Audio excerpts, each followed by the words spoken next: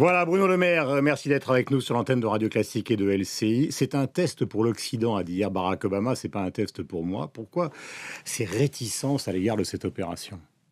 Ce n'est pas des réticences, c'est simplement le constat que aujourd'hui la France se retrouve dans une situation humiliante.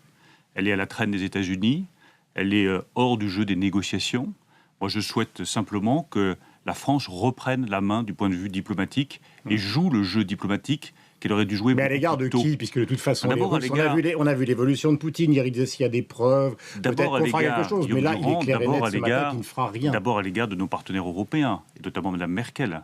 Moi, je redemande pour la 3e fois que François Hollande, aujourd'hui dans le cadre du G20, fasse une démarche commune avec Mme Merkel, qui a un poids considérable avec M. Poutine, auprès de M. Poutine, pour le convaincre de bouger. D'accord, mais il y a aucune... Vous reconnaissez, pardonnez-moi, parce que je ne veux pas vous marcher sur vos mots, mais ce matin, les derniers propos de Poutine laissent entendre clairement qu'il ne bougera pas. Il ne bougera pas si on ne met pas sur lui la pression maximale. La pression maximale, c'est une démarche commune de François Hollande et d'Angela Merkel.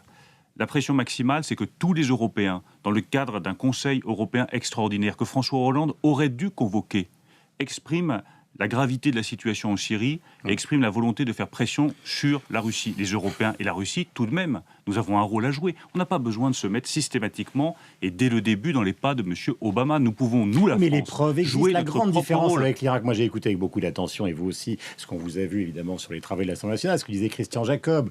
Il dit on est dans le même piège que l'Irak. La grande différence, c'est que là, il y a des preuves qui sont quand même avérées, l'utilisation de l'arme chimique, alors que pour l'Irak, il n'y avait aucune preuve. Elles avaient été bidonnées. Je ne fais pas de comparaison avec l'Irak. Alors pourquoi Jacob l'a fait ? Je dis simplement que l'épisode irakien que j'ai bien connu, qui a été un épisode de manipulation complète par les Américains de la situation des armes de destruction massive en Irak, a laissé des traces dans toute la communauté internationale. Et on doit en tenir compte. Et à partir de là, le rôle de la France, c'est aussi de prendre le temps nécessaire pour apporter ses propres preuves, dans lesquelles je crois les services de renseignement français, qu'elle les apporte aux Nations Unies, et qu'on se donne quelques jours pour que les Nations Unies établissent de manière définitive l'utilisation de ces armes chimiques, et donc mettent encore plus la Russie sous pression. Pourquoi la France, la question que je pose, n'a pas joué ce jeu diplomatique? Donc c'est un reproche à caractère diplomatique. Oui, c'est un reproche à caractère diplomatique et politique, parce que moi je vis très mal, je le dis avec beaucoup de sincérité, la situation dans laquelle se retrouve la France. Je trouve que la France se retrouve dans une situation qui est humiliante. La nation française vaut mieux que ça.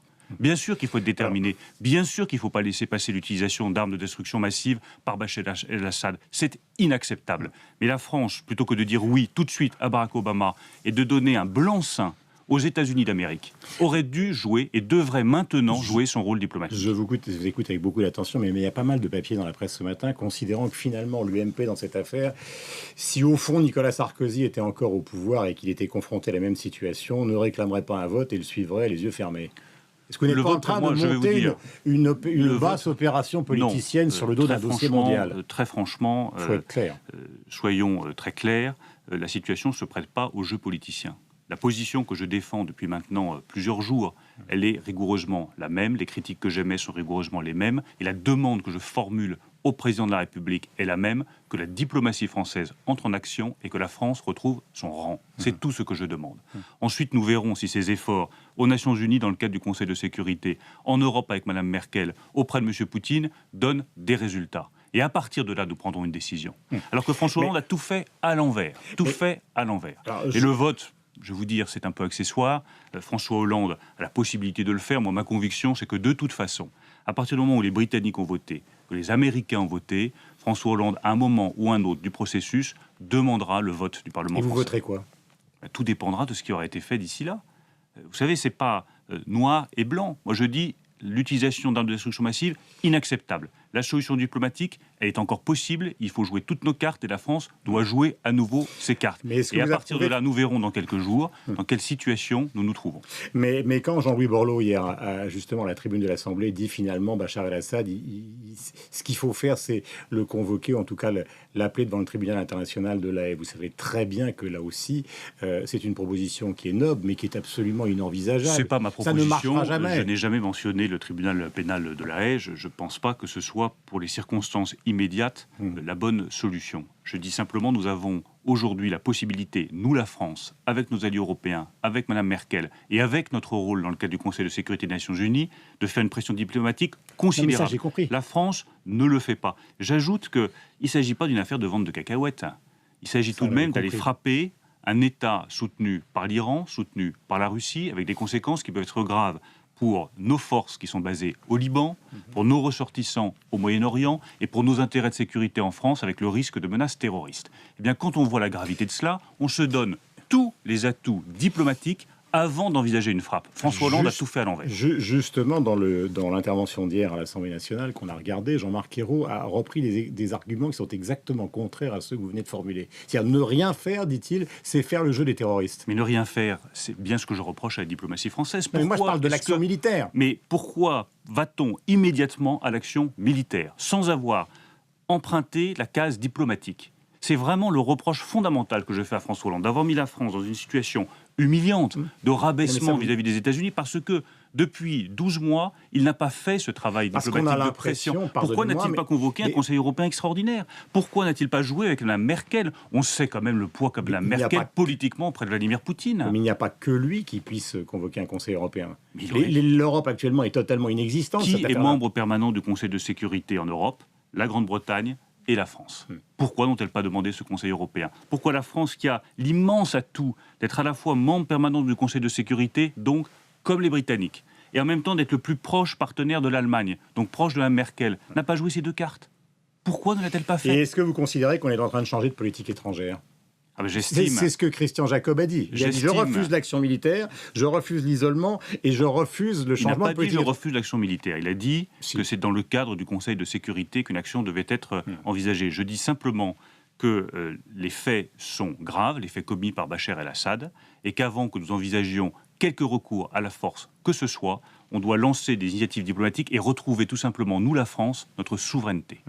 Et quand l'action va démarrer, car elle va démarrer, car vous savez très bien que le vote du Congrès américain, il aura lieu finalement, que les Américains vont prendre des décisions militaires et que de toute façon, la France va suivre et que de toute façon, il y aura un vote, vous l'avez dit vous-même. Eh bien, je regretterais que l'action militaire soit lancée dans les conditions actuelles. Je le regretterais.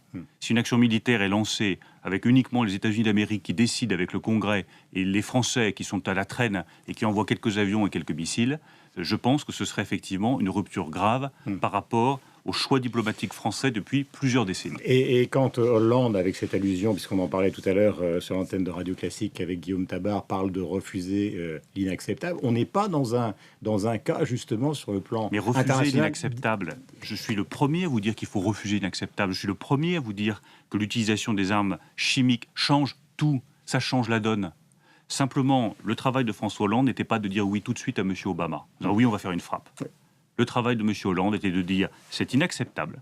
À partir de là, je vais faire la pression maximale sur la Russie, je vais employer tous mes atouts diplomatiques, je vais utiliser le Conseil de sécurité, je vais mettre les responsables au pied du mur, M. Poutine au pied du mur. Car quand j'entends dire que M. Poutine est dans une situation formidable, non.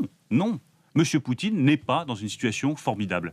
Il risque, s'il ne bouge pas, de devenir responsable ou complice de l'utilisation d'armes chimiques en Syrie contre la population syrienne.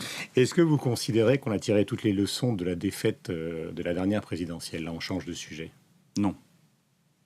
Non, nous n'avons pas encore tiré toutes les leçons. Vous savez, les leçons, pour moi, c'est moins le droit d'inventaire. Moi, je ne suis pas très favorable à ce qu'on commence à prendre chaque sujet en disant « lui, il a bien fait, là, on n'a pas très bien fait ». On a peut-être mieux à faire que de passer des jours et des jours à regarder de manière un peu pointilliste ce que nous avons fait de bien ou ce que nous avons fait de mal. Tirer les leçons, je vais vous dire, la première leçon, c'est l'humilité. L'humilité, c'est reconnaître qu'en 10 ans d'exercice du pouvoir, tout ce que nous aurions dû faire, malheureusement, nous ne l'avons pas suffisamment fait. Et on doit avoir ça comme règle de conduite générale. C'était un tabou il y a encore peu de temps. Ça fait environ plus d'un an, puisque je l'avais dit avant la campagne présidentielle, en janvier 2012, j'avais proposé que nous reconnaissions avant la campagne présidentielle que nous n'avions pas été jusqu'au bout de nos idées et au bout de nos convictions. Je l'ai dit une fois, j'ai pas envie d'y revenir tout le temps. Je pense que c'est une attitude. Un seul dossier, par exemple la compétitivité, on voit qu'elle s'effondre pour la France, c'était la une du Monde hier. Bon, il y a eu des propositions en fin de campagne de Nicolas Sarkozy, mais enfin, pendant le mandat, il n'y a rien eu de concret. C'est bien pour ça qu'il y a eu des choses concrètes. C'est bien pour ça que j'estime que nous avons un devoir d'humilité Et nous avons surtout un devoir d'audace. D'audace pour faire des propositions qui nous permettent de sortir du rabaissement de la France dans laquelle François Hollande est en train de nous conduire. Vous parlez de la compétitivité, on nous explique que ça va mieux, qu'il y a eu un pacte de compétitivité, mais rien n'a été fait. C'est des mesurettes qui sont totalement insuffisantes. Regardez ce qui est fait dans d'autres sujets. Prenez l'exemple de l'éducation.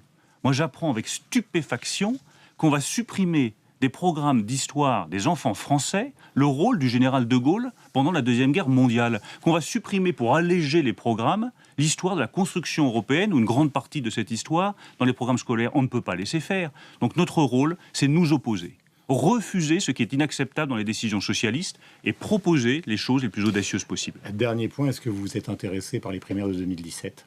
Je suis intéressé très brièvement par les élections municipales de 2014, parce qu'il y aura de 2017 pour personne, s'il n'y a pas de 2014 pour tous. Plus nous reconquérons de petites villes, de villes moyennes, d'agglomérations, plus nous pourrons faire partager nos convictions et nos idées au peuple français.